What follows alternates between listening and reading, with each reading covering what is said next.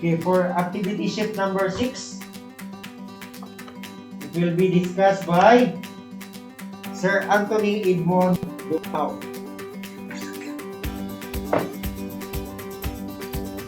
Alright, again, maayong buntag sa inyo kanan. Labi na gid sa ato ang mga tigpaminawan, no? Sa ato ang programang ALS on Air. Padayon ta sa ato ang learning activity sheet. Nata sa last number 6. My question is, did you experience accident in your workplace? What is it and how did you find a solution? Sa inyo mga trabahuan, ayaw mo ka-kwan ha, kay it is another topic na po. So, padayon lang gyapon sa inyo ang mga activity sheets. Example, there is atong example, ang iyang trabaho is murag naa sa tindahan na maligya o karne. Okay.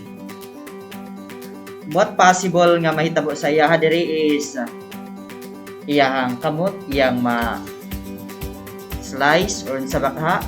Og makit-an po ninyo sa picture no that ang pag-arrange sa iyang worker is ang mga dagko naa sa ibabaw, so there is a possibility that there is an accident sa ilang workplace, no? Or another picture, makit-an yun ninyo nga inyo bang workplace ingani ba, organized ba, or ingani sa atong picture nga nagkalandrakas ang basura na ay mga wirings nga wala na plastar, na ay mga gamit nga ipay lang o taas kaayo. So I hope nga dili ngani ang inyong mga workplace, no? Because our learning activity sheet number 6 is hazard in the workplace. Types of hazard is safety hazards can cause immediate accident and injuries. Example, hot surface, slippery floors. So, mao na yung mga basic nga mga hazards sa atong mga workplace. Number 1, chemical hazard are gases, vapors, liquids, or dust that can harm your body. So, mga chemicals nato diya sa trabahuan, bisang galig dili lang sa trabaho, of course, napod na sa ato ang mga balay, especially kung farmer ka, ihipos yun na ang maayo ang ato mga chemicals kay delikado kay na sa ato mga kabataan. Number 2, biological hazards are living things that can cause diseases such as flu, AIDS, hepatitis, and TB. So natay mga example diha, no? Gikan yun sa mga living things, mga insects. Examples, bacteria, viruses, or insects. In the workplace, you can be exposed to biological hazards through contact with used needles, sick children, and animals. So, likay taan nga mga bacteria o mga biological hazards nga mga butang kay magkasakit gyud taan. Number 3, other health hazards are harmful things not in the other categories. It can injure you to make you sick. These hazards are sometimes less obvious because they may not cause health problems right away. For example, noise or repetitive movements. Kung naa ka sa imong workplace, magsige magid kag lihok-lihok, so magsakit gyud ang imong lawas. Dili man instant, but kadugayan nimo natingala na lang ka nga ayha pa ni epekto sa kadugayon nga panahon. Okay, sakit ang hawa. Ay, anak. Of course, ang kasaba po day, no, na hazard ay gyapon na magsabaay. So, kita bantayan po nato ang ato ang kaugalingon o mga silingan nga ang ato pong duol nga balay nga dili nato sila mag-istorbo kay hazard ay gyapon ang magsabaay. Right? The following are types of hazard found in the workplace. Safety hazard, hot surfaces, slippery floors, unsafe ladders, ang atong mga hagdanan, dili mga safe, mga dabok na ba, or damage, and sharp knives, kung na mga hait nga mga kutsilyo, hot grease, unsafe wirings, lack of fire exits, motor vehicles, cluttered areas, falling objects, and machine without protection. So, mo to ang category under the safety hazards sa atong workplace. Next is chemical hazard. Chemical hazard involve cleaning products, pesticides, solvents, acids, lead, ozone, mercury, poor air quality, and gasoline. So anything chemical nga makadaot sa atong lawas, makadaot sa atong palibot, chemical hazard ang tawag. Next, biological hazard involves viruses, bacteria, molds, animals, birds, insects, snakes, toxic plants, used needles. So biological hazard na kay bio means life, naman na sila yung mga kinabuhi. Next, other health hazard. Again, noise, vibration, radiation, no? Sa mga teachers na to, ayaw kayo mo palabi expose sa ato ang laptop, sa ato ang cellphone, kay ang atong radiation diha balamang. So delikado kayo. Heat and cold, awkward posture. So kanahin yung mga cluster. Heavy lifting, kung nagsige mong alsa og bugat, dili palabi kay makadaot. Areas too dark, nanglan nga dili ta dito sa ngit-ngit kay makadaot tayo nang nagsige tag pangit-ngit. Ato kita sa hayag, pahayag kita. Harassment, delikado kayo. Of course, stress ang pinaka-kontra gid nato no, sa makadaot sa atong health ang stress. Ayaw gid mo pa stress. Areas too bright, kung ganiha nagingon ko nga makadaot ang ato ang areas nga mga ngit-ngit kayo, makadaot mo day ang sobra kahayag kaayo. So dapat natural or normal lang. Next, violence. Last is fast pace of work. Pinaspasa nga trabaho. Right? The exercises for this learning activity sheet is that list down 10 potential hazards that can be found in your home. 10 points equivalent to 10 hazards diha sa inyong balay ha. Dili na sa workplace, diha gid mismo sa inyong balay. Either ato nga mga kinds of hazard, biological, chemical, or safety hazards. But always remember that you need to make your home safe home. Okay, pas-pas tano kay daghan-daghan pa. Learning activity sheet number 7, safety at work. Kung naghisgot ta ganiha og hazards sa ato ang trabahuan, this time ang safety na pud ang ato ang hisgutan.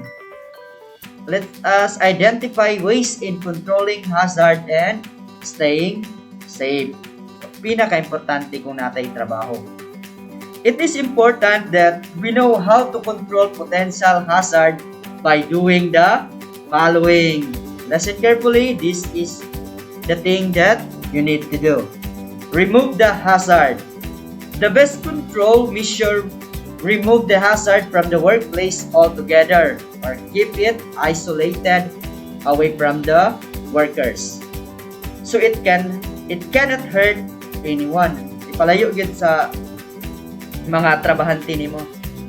This way, the workplace itself is safer and all the responsibility for safety doesn't fall on individual workers.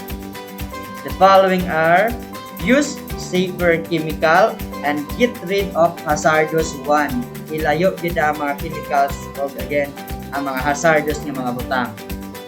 Next, store chemicals in locked cabinets away from work areas. Dito ibutang ang ato nga chemicals sa mga cabinets nga naay mga lock para nga dili mahilabtan, dili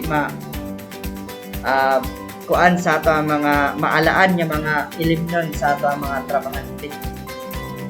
Next, use machines instead of doing jobs by hands. Kung kaya gali nimo nga mo gamitan og machine, ayaw kinamuta. Example, kung kaya nimo palahod, ayaw gid kamuti kay unsa na lang ang imong kamot. Madawat ang imong kutis. Right. Have guards around hot surface. Kung na kay kahawiran, bisan kay sa ato ang balay, kung magluto ka, lagi kay pot holder. So, para safety ang ato ang pagluto. Bisan sa ato ang workplace, ang atong ginahisgutan is mini workplace. No? Example po sa atong workplace is kanang karinderya. That's one of the examples sa workplace. So, kung hot surface diha is mo na magluto. Number 2, improve work policies and procedures. If you can't completely eliminate a hazard or keep it away from workers, good safety policies can reduce your exposure to hazard. Example, safety training on how to work around hazard. I-training po nimo ang imong mga workers or you alone nga mag-training ka kung saan paglikayaan ng mga hazardous mga butang. Next, regular breaks to avoid fatigue. Kung magsige kag hugas o plato di sa imong trabahoan, sigag ka basa, pahulay pod. Kung nagsige kag kainitan, you need to rest para nga madrit so di ka over fatigue daw kay na unsaon na lang na para batay mga kabilingan sa pinagtutunan. Diba? Next, assigning enough people to do the job safely. So kung lifting, lisod pod katong wangki kayo ang imong ipaalsa. Lisod pod katong kutot ako matay ito. Katong gamay. Katong yung matso kayo nga dakog lawas ang atong ipaalsa sa lifting. Kato na yung uban, dito po to sila sa gaan-gaan nga trabaho. It depends on the qualities and skills sa atong workers sa atong iskutan the last time. Number 3, use protective clothing and equipment. Personal protective equipment is least effective way to control hazard. However, you should use it as all you have. Example, gloves, mga sapatos, hard hat sa construction. So, uban pa nga mga protectors, mga lab coats, mga smocks, importante nga natay ginasuot. Example, another workplace is kanang mga nasa farm, no? Nag-spray. Makita ninyo dire nga ang nag-spray wala itay mask. Gamas man gani ta bisag di ta ga-spray tungod sa virus. Kani panoong ga spray nga walay mask. So important nga mag-mask gyud ta. Another kaning paghugas niya og plato, perting gubuta. Mga botilya, mga baso nagsagol na. It is important nga likayan nato niya mga butang.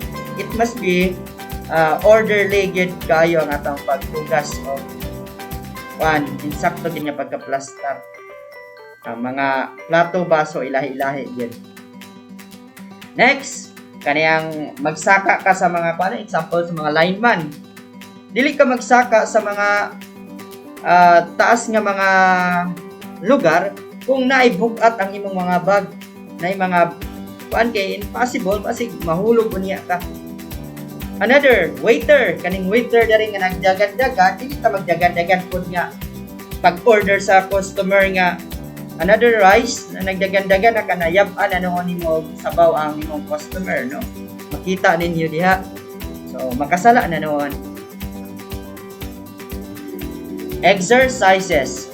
Read the following scenario and answer the question. Okay. Abdul works for Robinson's rice mill and was helping unload a big truck that had just come in from Zamboanga City. He was under a lot of pressure from the boss to get the truck unloaded quickly. When he picked up one large and heavy sack, he slipped and fell. He felt a very sharp pain in his lower back. He kept working because he was embarrassed to let anyone know how much he was hurting. The next day, he could not come back to work. He was in so much pain. He lost 5 days of work and his back still hurts. Naratol in town kini si Abdul sa iyang boss, si Panugo. No? Sa iyang katanugo, sa pagkaratol ni Abdul, nahulog noon si Abdul sa iyang pag-alsa gikan sa tulay sa ilang truck nga inaog ang bugas. Kung napiangan si Abdul, nagsakita yung likod, wa nagsaba. Kung yang nahitabo, na absent na noon siya sa iyang trabaho 5 kaadlaw. The question is, what solution you can think of that might prevent this injury from happening again? Unsa man ang solusyon nga inyong buhaton para dili na to mahitabo otro, no? Kung ikaw si Abdul, ana lang, unsay mong buhaton? Next topic, responding to emergencies at work. Unsa na to pag-response? Example, emergency na kaayo. Ang tawagan pa ba nato ang mga rescue team? Tawagan pa ba nato ang RT Manolo? Tawagan pa nato ang mga barangay officials? So, let's find out. An emergency is any unplanned event that threatens employees, customers, or the public that shuts down business operations or that causes physical or environmental damage, no? Daghan kaya ang mga emergency sa atong trabahoan. Nga mahitabo na sunog, na baha, unsa ba na maaksidente nga kauban. So we need to make a plan, build a kit, and stay informed. Be prepared, in short. Always stay prepared sa mga panghitabo nga ingana. In your own words, give your emergency response to the given scenarios. Scenario, you are inside a building and begin to feel the shaking of the earthquake. So, na earthquake, unsay mong response? Number 1. Number 2, if you smell smoke and suspect a fire burning somewhere in the building, what you should do? Kung naanay smoke, kung naanagali smoke, naanay sunog. Right? Number 3, you are working on a construction site, a coworker faints and falls into a hole. What would you do? Nahulog ang imong kauban sa bangag. Unsay imong buhaton? Number 4. If you are working outside when a storm with lightning starts and you can't get to the shelter, unsay imong buhaton? Nagbagyo, nagkilat. So, ikaw bahala. Number 5. If an unknown chemical spills in your workplace, what you should do? Kung na chemicals nga na yabo, sa imong buhaton. Ikaw na'y bahala na. Na? What have you learned this module? Okay. My question is, what have you learned in this module? Because the next topic is review assessment on emergencies at work. So, review na ta. Tanaw na itong unsa inyong natunan karon nga modules, no? Right? True or true if the statement is correct, and false if not. If false, write in your own words on how to make statement correct. 10 points. Kung true, sulat lang true. Kung false, then ikaw ang magbutang sa imong reason sa statement nga mao ni ang insakto. Okay? I hope that's very clear. Germs are spread through animals but not to people. Nood ka ha. Personal cleanliness is important at home and at work. True or false? Hazard at work can be prevented by staying away from work because of the hazard. Tinood ba o dili? Improved work policies and procedures can help control hazard, improving your work. Is it true or false? Number 5.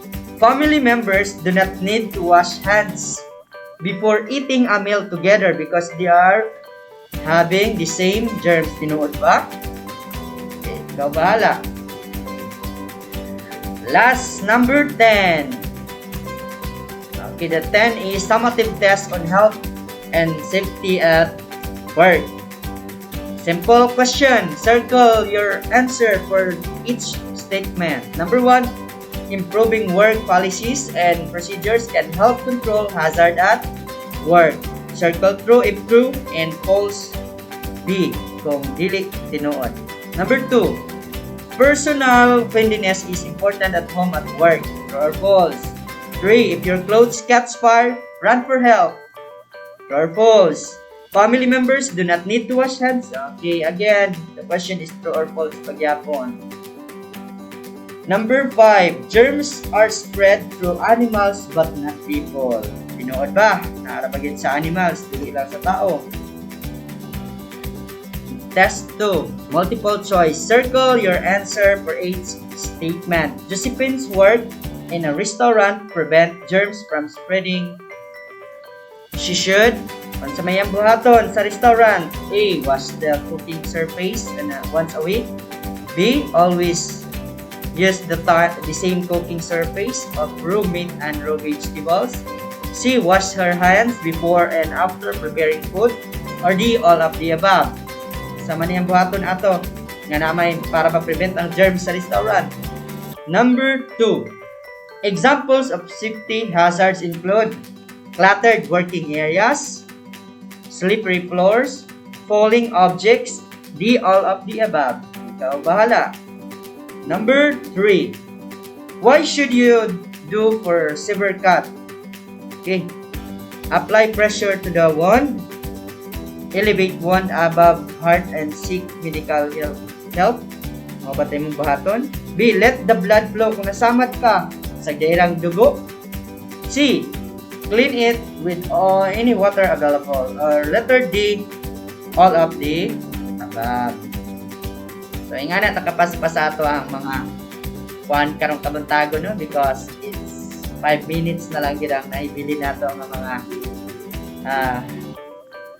minuto. Okay, advance announcement. Next week, we focus on English learning strand 1 English only. Then on Tuesday, only for elementary. Then Thursday and Saturday for secondary. So mga secondary, makapahulay mo sa adlaw nga Martes. O ang elementary, makapahulay po sa adlaw nga Huwebes o sa Sabado. So inana, no? Ang atong schedule. And this announcement will be finalized on Saturday by Ma'am Katia Christine de los Santos. So inana. Then sa mga learners po, ayaw mo katingala nga kuan kanaang lahi-lahi na inyong mga teachers because i-invite na namang uban nga mga ALS implementers, mga DALSI o mobile teacher nga mag-discuss diri nga station. By week namin, no? So maybe first week sa December, si Ma'am Katia Christine de los Santos. Second week, ako, si Sir Nick. Dayon, pagka third week, si Ma'am Jennifer Labis o Manunong 2 and Ma'am Janet. Then, ang atong digital literacy or digital citizenship will be discussed by Sir Edmond Dumao. No? Inana, no? This announcement will be finalized on Saturday by Ma'am Katia Christine de los Santos. And again, sa mga wala pa naka-enroll na gusto magpa-enroll, madawat pagyapon tao magpa-enroll. Kung katong nanay mga band keeper nga ihatag sa ako, willing na kayo yung madawat. Yes, advance salamat sa naghatag na. No? Mayong Pasko day sa tanan, no? O basin mga makuratan mo nga sa mga nilabay nga mga video-based instruction na to sa isa ka oras na i-discuss tagdunga lang, tagtulo. O karon pila ka topic, napulo na ka topic. So inana nakapaspas ang atong klase, no? So kung nahigila ay atong mga nilabay nga panahon kay kamay na i-discuss sa pagkakaroon murag masatisfy na yun mo. Discuss dagan sa mo o Siran, daghan na sa trabaho. So pasabutan na daghan na pod kayo ni open nga mga printed materials o among i-deliver diya sa inyong mga kabalayan. Okay, so hulat-hulat lang mo sa atong mga learning activity sheets, no? Kay ongoing ang renting, and ongoing ang pag-deliver po sa inyo ha. Ang ako gani sa kakato na basta may kay nabisi pa ko diri sa seminar. Quarantine pa to. Ibilin lang sa tindahan, hopefully dito mawala. Sa pa may mga announcement na to there, sir Nick? This coming Saturday, Module 6, kung nahawiran na ninyo ang Module 6, that will be discussed. All of the learning activities sa Module 6 will be discussed by Ma'am Catlia Cristina Los Santos this coming Saturday, 9 to 10 a.m.